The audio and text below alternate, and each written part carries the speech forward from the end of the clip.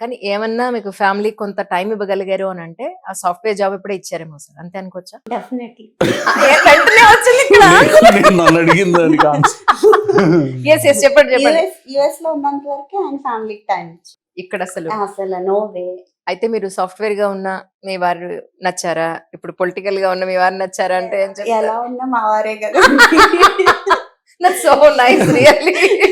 ఎప్పుడు సిచ్యువేషన్స్ మారుతాయి కానీ మనం మనుషులు ఎప్పుడు అలాగే ఉంటాం కదా.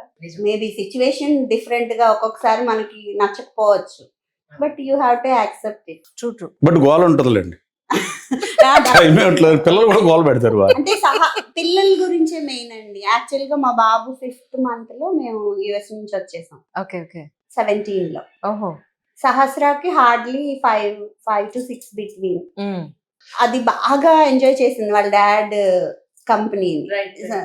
బ్లిస్ అన్నమాట, మాకు మా అమ్మాయి పుట్టడం బ్లిస్. సో ఇక ఆయన్ని ఎప్పుడు ఆల్మోస్ట్ తీసుకెళ్లి తిప్పుతానే ఉండేవారు. I used to go to take her to Starbucks or every day morning evening like that. ఒకసారి ఒక ట్రిప్ ఉంటది ఎక్కడో ఒక చోటుకి, Starbucks, Toys R Us, whatever. వెళ్తే టాయ్స్ ఆర్ఎస్ నుంచి ఒక కార్ట్ బొమ్మలు వచ్చేవి. సో అలా చూసిన మనిషి ఇక్కడ అసలు పట్టించుకోకపోతే అది బాగా సఫకేటింగ్ గా ఫీల్ అవుతుంది.